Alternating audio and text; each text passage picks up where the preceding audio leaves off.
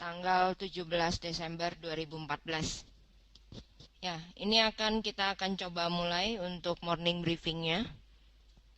Jika nanti rekan-rekan ada pertanyaan ataupun Anda tambahan, silakan menuliskannya di dalam kolom chatting yang sudah tersedia ya. Nah, untuk morning briefing ini akan saya pandu dengan Desi Kurniawati. Oke, ini adalah data ekonomi kalender yang terjadi di hari Selasa kemarin ya. Ada beberapa yang menjadi pergerakan market berpengaruh dengan data ekonomi ini dan kita akan bahas nanti satu persatu ya. Kemudian untuk hari ini jelas yang menjadi fokus utama oleh market itu adalah data mengenai FOMC yang akan dirilis nanti pada jam 2 dini hari ya. Dan ini akan memberikan signal lagi dari komentar tentunya dengan Gubernur The Fed, Janet Yellen ya. Ini akan memberikan kejelasan lebih lanjut langkah kebijakan moneter yang akan diambil oleh The Fed selanjutnya, terutama untuk tahun 2015. Ya, jika kita melihat dari keputusan yang terakhir, untuk masalah quantitative easing memang sudah berakhir dan apakah nanti The Fed akan mulai untuk mengambil langkah kenaikan untuk masalah suku bunga, kita akan melihat nanti untuk komentar dari jam 2 dini hari ya. Nah, ini ada beberapa data untuk di Amerika juga sebelum dari FOMC ada mengenai kemarin juga ada building permits ya. Kemudian juga ada flash manufacturing tidak terlalu bagus dengan hasilnya. Dan nanti jam 20.30 ini ada data mengenai CPI dari Amerika ya tentunya. Ini dirilisnya dari forecastnya yang tadinya adalah 0 menjadi minus 0,1%. Kemudian untuk core CPI-nya sendiri juga mengalami penurunan dari 0,2% menjadi 0,1%. Kemudian yang bertransaksi di komoditi, ini ada crude oil inventories. Jika dilihat di sini dari 1,5 diforecastkan oleh para analis ini menjadi minus 2,6. Ya. Nah, FOMC ini akan kita lihat dan ini akan menjadi fokus market ya untuk dari ini dan hampir semua, saya pikir semua pergerakan dari pasar akan bergerak dengan statement yang diberikan oleh The Fed nanti. Ya, kemudian ini untuk di indeks dolar. Ya, jika kita perhatikan untuk di minggu kemarin juga sudah diulas, hati-hati untuk masalah koreksi yang terjadi.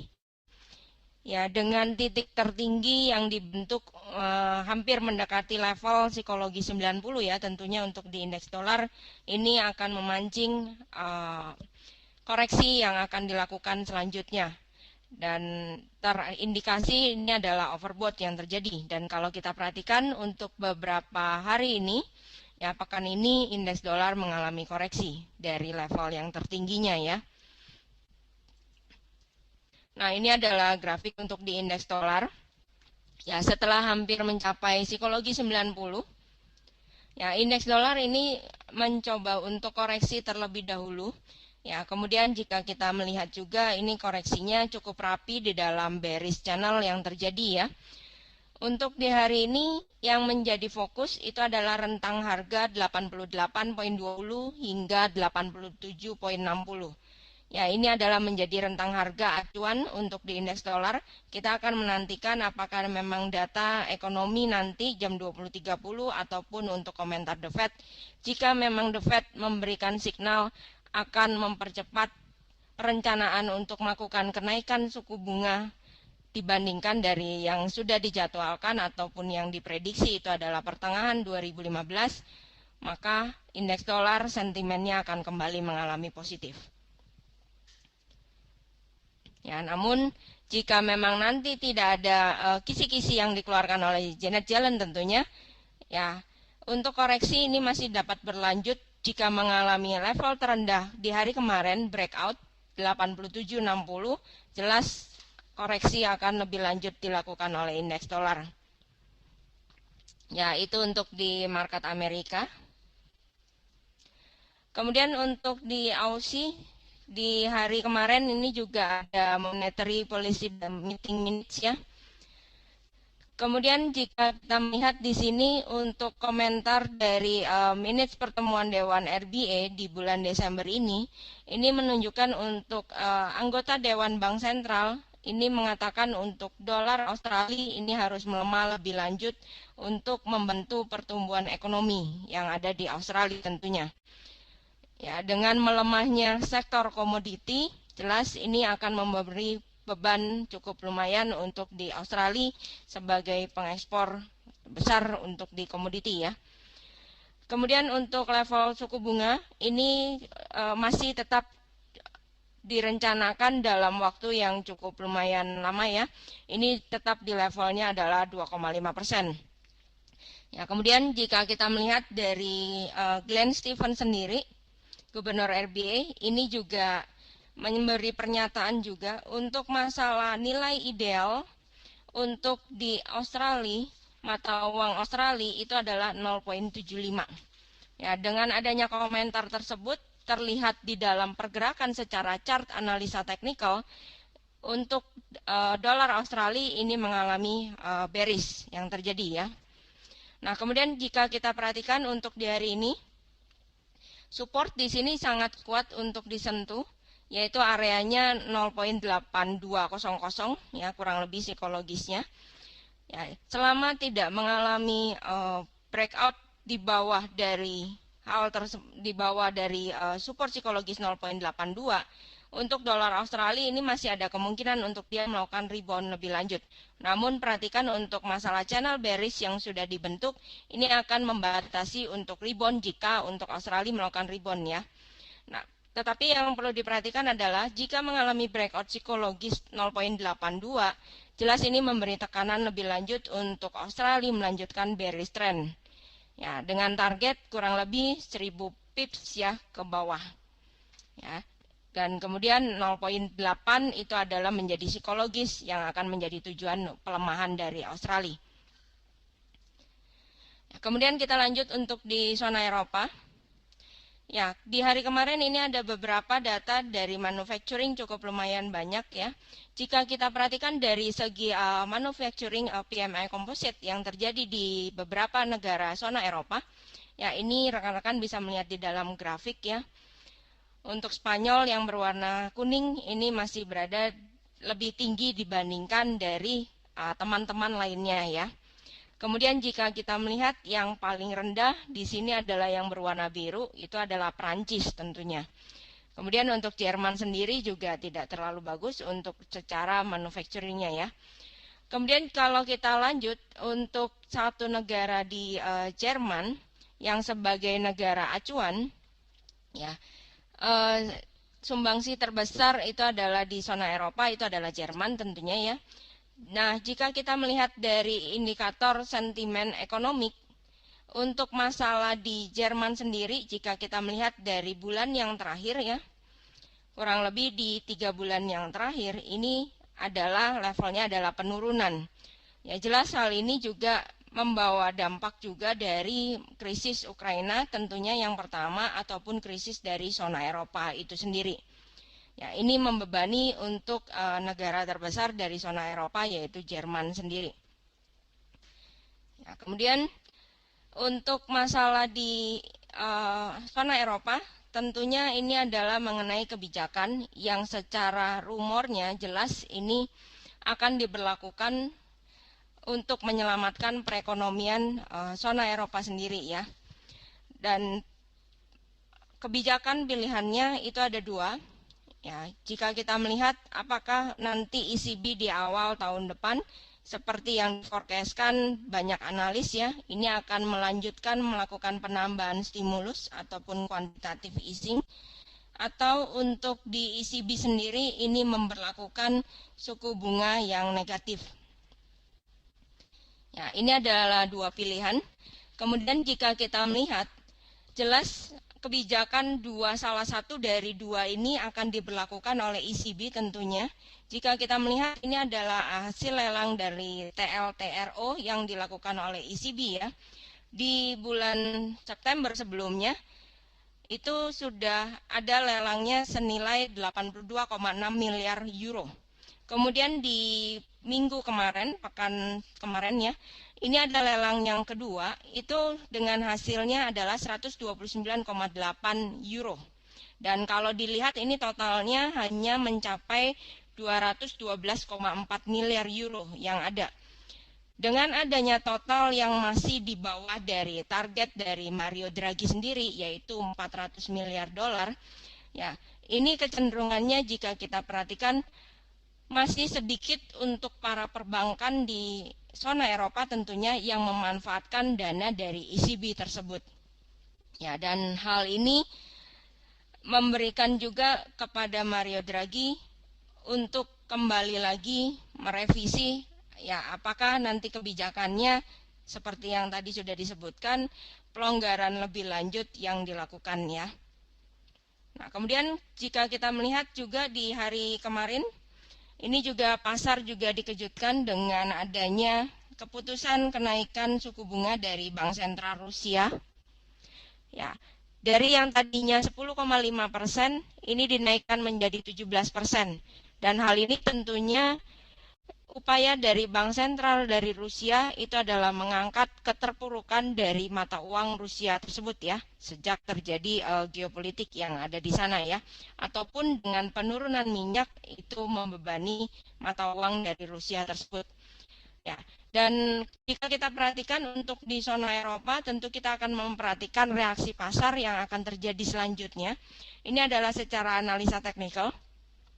Ya, jika kita perhatikan secara analisa teknikal dari beberapa pekan terakhir ya, dari November hingga sekarang Desember pertengahan, untuk pergerakan range dari mata uang euro itu berada di supportnya 1.22500 hingga ke resisten 1.2600. Ya, ini adalah range yang harus diperhatikan. Selama untuk di pekan ini euro masih belum melampaui dari range untuk masalah pergerakan dari mata uang euro, jelas ini akan melakukan sideways ya. Kemudian jika kita lihat untuk di hari ini yang menjadi fokus ini adalah 1.26 karena pergerakannya hampir mendekati ya. Ini adalah resisten kunci jika bisa mengalami euro mengalami breakout dengan adanya pattern yang sudah terjadi, dia akan coba untuk melanjutkan bullish dengan target 1.26800 hingga 1.27700. Ya, namun jika gagal untuk mengalami breakout di atas 1.26, jelas euro akan kembali tertekan ke area 1.24800 hingga 1.23600. Ya, kemudian ini untuk di Inggris. Ya, di Inggris juga kemarin juga ada beberapa data yang cukup mempengaruhi ya.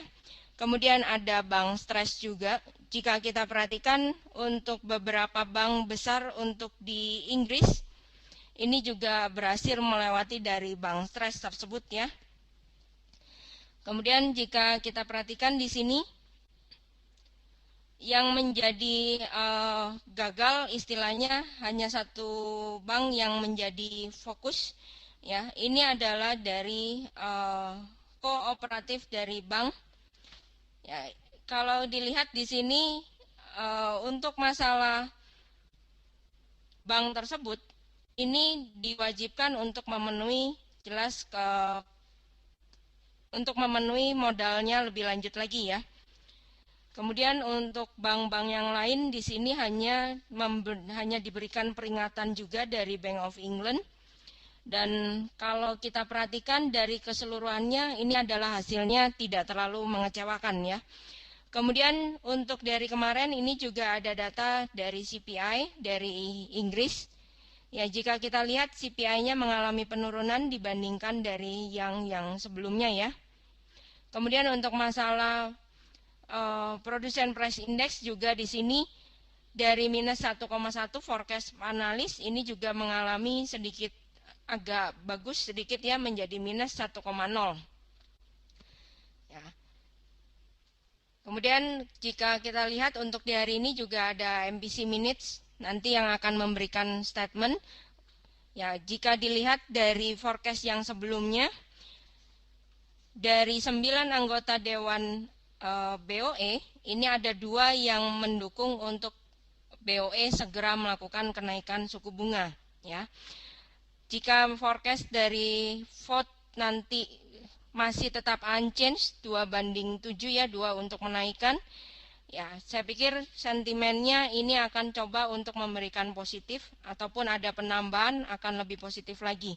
Ya, namun untuk terlihat dari range yang terjadi juga untuk di pound sterling areanya 1.58 250 sebagai resisten hingga ke 1.55 300 ini adalah sebagai supportnya.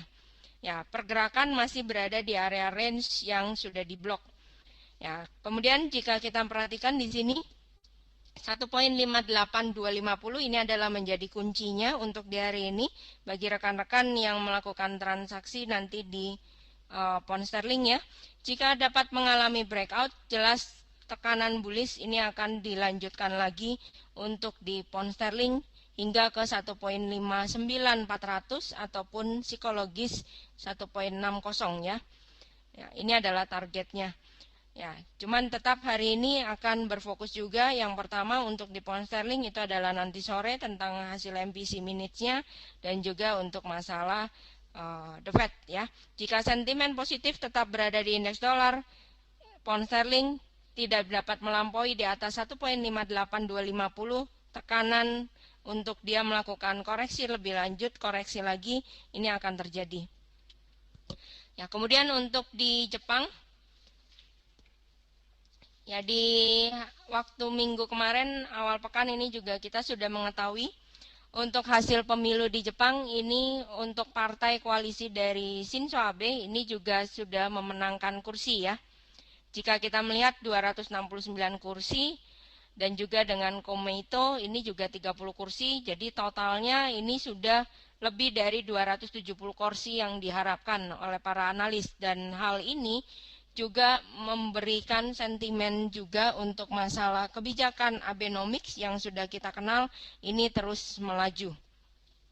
Ya, antara lain dari 3 strategi Abenomics itu adalah masalah pelonggaran moneter, stimulus fiskal ataupun untuk masalah reformasi struktural ya. Dan jika kita perhatikan secara jangka menengah dan jangka panjang untuk nanti di tahun 2015, Shinzo Abe memenangkan pemilu, Abenomics ini akan terus berlanjut. Dan dari data yang terakhir, untuk masalah Bank of Japan ini sudah memicu untuk masalah stimulusnya hingga mencapai 80 triliun Japanese yen ya. Kemudian jika kita perhatikan untuk di technical, ya, tren bullish yang sudah dialami sebelumnya, untuk di awal pekan ini adalah mengalami koreksi ya, dengan koreksi yang juga dilakukan oleh indeks dolar yang sebelumnya sudah terjadi. Penurunan untuk di mata uang Japanese yen ini sudah mendekati dengan wave yang sebelumnya. Jika kita ukur dengan Fibonacci, ini adalah dengan koreksi sebesar 38,2%, yaitu mendekati areanya 115.500 ya. Dan ini menjadi kunci support untuk di hari ini bagi rekan-rekan untuk yang memperhatikan pergerakan di Japanese yen ya. Jika untuk di dolar yen mengalami penembusan di bawah 115.500, jelas tekanan bearish ini akan menduduki lagi untuk dolar yen hingga mencapai ke 113.500 ya, kurang lebih ada 200 pips yang ini akan bisa diambil. Namun kemudian jika kita melihat juga dari indikator dari moving average juga sama ya. Di sini dengan moving average biru ini kurang lebih areanya 118.00 menjadi psikologis dan menjadi resisten untuk di hari ini. Ya, itu untuk pergerakan di dolar yen. Oke. Kemudian untuk di komoditi, ya ini ada pergerakan untuk di emas. Ya, jika kita melihat emas jelas selama mau mendekati untuk masalah FOMC, ya emas akan mengalami tekanan ya sesuai dengan sentimen yang diberikan market masih positif untuk di indeks dolar. Ya. Tekanan yang terjadi kemarin tidak berhasil, emas melewati area 1225 dan mengalami penurunan hingga mendekati low yang dibentuk di awal Desember ya, kurang lebih areanya 1185. Dan jika kita perhatikan ini sudah 2 kali dites untuk di komoditi emas dan menjadi support kunci untuk di hari ini tentunya. Ya, nanti ada FOMC dan ini akan menggerakkan market lebih lanjut lagi. Kemudian untuk masalah resisten yang perlu diperhatikan ini adalah psikologis 1200. Ya, selama nanti untuk masalah emas, jika kita perhatikan jangka pendek berarti sesi Eropa ya nantinya. Selama emas masih tidak bisa berhasil untuk bergerak di atas psikologi 1200, maka pergerakan range-nya yang sudah kita perhatikan resisten 1200 hingga ke support 1185. Ya. Namun jika nanti untuk hasil FOMC adalah memberikan indikasinya semakin bagus untuk di indeks dolar, maka hati-hati 1185 terjadi breakout. Ya, pelemahan untuk emas dapat dilanjutkan lebih lanjut. Ya, kemudian ini adalah untuk di oil.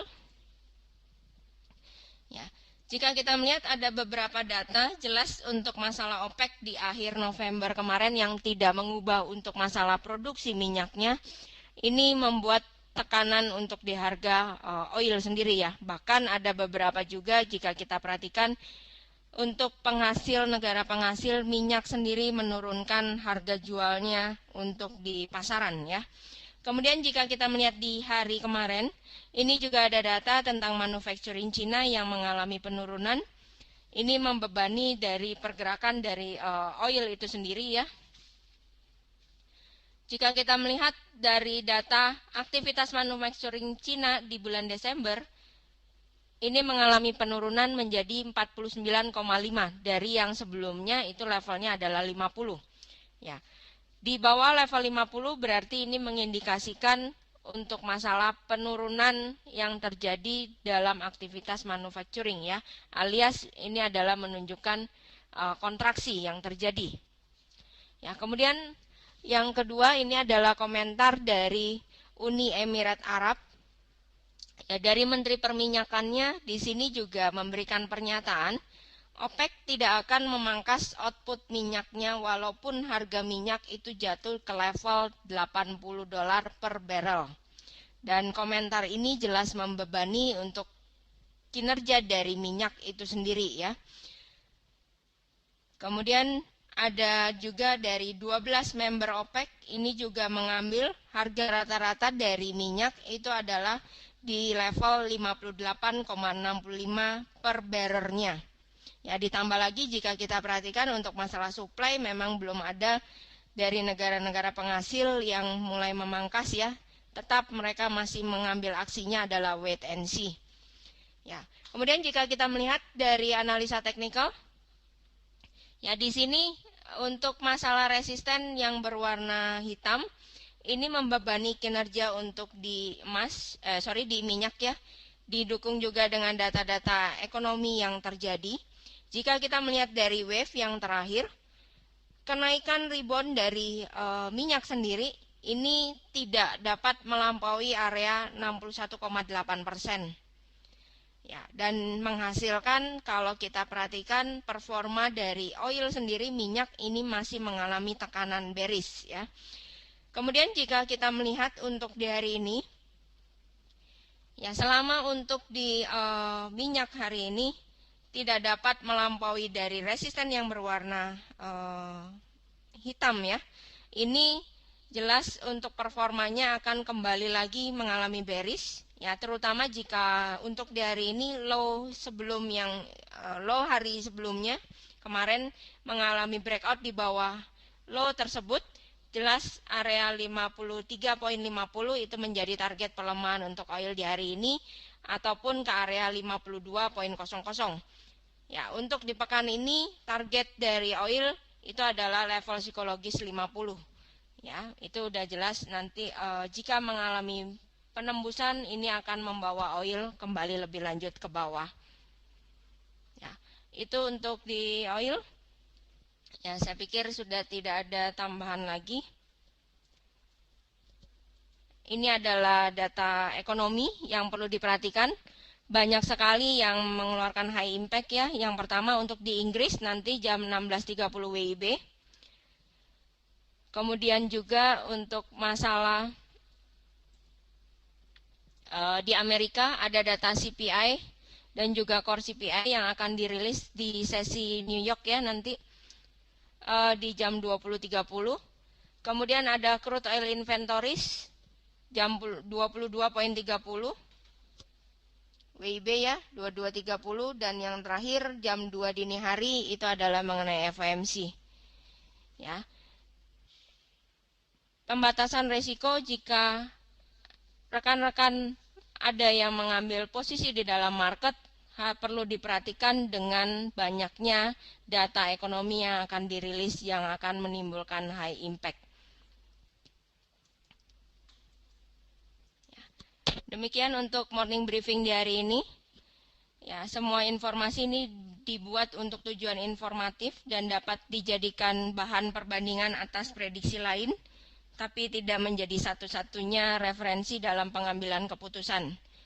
Ya, dengan demikian segala sesuatu yang menyangkut akibat dari transaksi yang dilakukan nasabah sepenuhnya menjadi tanggung jawab nasabah.